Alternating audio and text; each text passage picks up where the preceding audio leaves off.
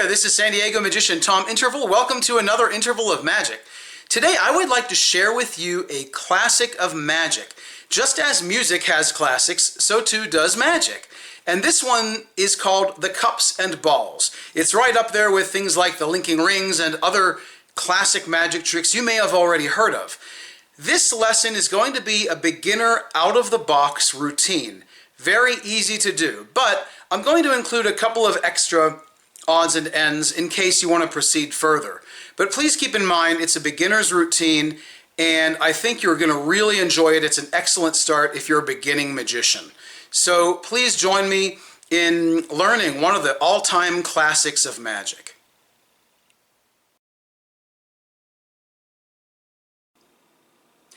I'd like to present to you the world's oldest trick. This is called the Cups and Balls. Some magicians believe it was performed in ancient Egypt. Now there's not really evidence to show that, but we do know that the trick was performed in about the year 1500 because there's a painting called The Conjurer in which the magician is doing the cups and balls. Not this precise version, but you get my point. It's a classic of magic. It involves 3 balls, 3 cups. That's why they call it the Cups and Balls.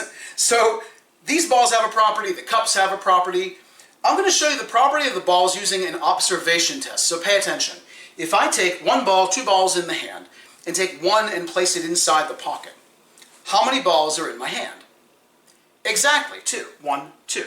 Okay? So this is not magic, right? But I want to do that again. I want to start just one more time if I can find it. And I want you to look at it again in the context of magic. So if I take 1 ball, 2 balls in the hand, and take 1 and place it inside the pocket, how many balls are in my hand? 2. Now, you wouldn't be crazy to guess 2 because 2 was in there. Or I should say 2 were in there. But look what happened. Now, how the heck did that happen? Well, 1 ball teleported from my pocket to the table. So that's where the magic comes in. Now, the cups are a little different. Now, even though the cups, they sound solid, right? But each of the cups has a soft spot on the top. So when you combine this soft spot principle with the teleportation principle, watch what happens. You have the illusion of magic. It looks like one of the balls goes through the cup. Almost like a penetration trick, right? So we're going to do it again with the second ball. Again, keep your eyes on the ball. It's on top of one of the cups. Teleportation soft spot allows it to go under the second cup, thereby giving the illusion of penetrating the top of the cup. Pretty cool, right? Now let's do something a little different with the last one. I want to expand upon the teleportation principle. So if I take that ball and I place it inside my pocket, in 3 seconds it's going to go under that cup to join the other 2 balls. Oh, and I almost forgot. You have to blow on the ball for good luck. Oh, blow, not spit. Thank you, sir. Or ma'am, as the case may be. Now do me a favor. Tap on that cup. Tap on it. 1, 2, 3. And it joins the other balls that were under the cup. Pretty cool, right? That's the Cups and Balls. Again, it's a classic of magic because you've seen the balls teleport from my pocket to the table and even under the cups. You've seen the balls look like they go through the tops of the cups. So at this point, some people say, well, how the heck was that done? And I have to be honest. I have to tell them that I use an extra ball, cleverly disguised as a lemon.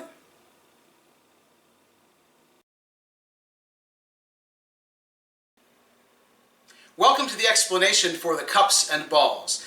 This is one of my all-time favorite tricks. It has stood the test of time, again, since about 1500.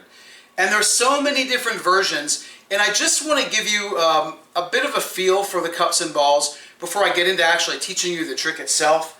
So, generally Cups and Balls, professional magicians use a professional set of cups and balls. The balls are usually like little baseballs or other leather balls that they don't roll around too easily on the surface. And the cups, these cups are really well made. Cups are made in various materials. Some are brass, some are copper, these are brass. In fact, this particular set is made by Brett Sherwood in the UK, an excellent professional set. Professional sets are heavier, you can do cool stuff with them like this. So it looks like one cup penetrates another cup. Generally, when you do a professional cups and balls routine, you use some sort of a magic wand as part of your presentation. This is all out of the scope of this tutorial, but I just wanted to explain to you that cups and balls, different routines use different types of cups. So the cups are made in various materials and of different quality levels, right? So again, they can be in brass like these, or now generally the first set that you buy when you're a little kid, and if you're one of my younger students, you'll probably have a set like this, is they're made of plastic, and they usually include these little pom-poms, right? So that's another type of set. And these sets actually come usually in multicolors, yellow, red, and blue, or you can even get them in silver, I guess, to replicate the better sets. And you can get them in a brass color as well. These are kind of cool. And sometimes the sets that these look like these have teeny tiny little balls, so you have to kind of look online and read about it before you buy a set. Again, I only recommend the plastic sets for children, okay? The aluminum set that you saw in the presentation, that set is the one I give my students. It's a really good beginner's aluminum set. Very well made, made by Morrissey Magic. Very, very well made spun aluminum. Great starter set, even if you're a kid. Usually I teach the cups and balls with the aluminum set to students who are at least 9 years old. And it doesn't matter, even if you're an adult, you can use the aluminum set, which I'll get to in a second. Now, there's another aluminum set you can buy. Usually these come with crocheted balls, okay? And this is called a bead, and I can't get into that just yet because I'm also sharing this explanation with the public, but when I get into the private version of this video, if you're a Rockfin or a Patreon patron, or again one of my students, then I'll get more into the detail of why some sets have beads like this. So that is an aluminum set, obviously. This one is a relatively cheap brass set, or at least a brass colored set or a brass coated set. And this actually replicates some of the metal heavier sets, but believe it or not, it's plastic. I can't even remember where I got this. But this is a really good beginner set for a child who might be maybe a little older, 7 or 8 years old. Okay? So my point to showing you in all these materials, well, I'll get to that in a second, but they also make them in wood. Okay? And I think I just dropped a ball or something fell off the table. But they make cups and balls in a variety of materials. Now, why am I telling you all this? Because you can use any material at all, right? And in fact, you can use big cups like this and rolled up napkins. And you can even use planter cups or plant cups. I don't know the technical name. You could actually use these as well. So there are a variety. As long as you have 3 cups and 3 balls of any kind, you can even use paper. So you don't have to buy an expensive set. You don't have to even buy a cheap aluminum or plastic set.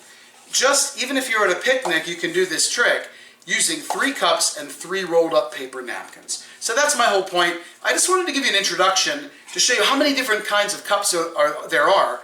And by any means, I have a tiny, tiny collection. You basically just saw it, okay? Some magicians have collections of really professional cups as well. So let's get started. I'm going to continue the explanation now for the private video viewers. So if you want to have access to the entire video, follow me at patreon.com/TomInterval or rockfin.com/intervalmagic. All right? If you have any questions, please email me, tom@intervalmagic.com. Thanks for watching and or listening to this interval of magic. If you enjoyed it and want to see more like it, along with a variety of other great magic-related content, please help support my work in one of 2 ways. Follow and endorse me on rockfin.com/intervalmagic or become a Patreon patron at patreon.com/TomInterval. Also, please like and share this, subscribe to my Interval Magic YouTube channel, and follow me on Instagram, Facebook, and Twitter @IntervalMagic. Until then, may your intervals be happy, peaceful, and magical.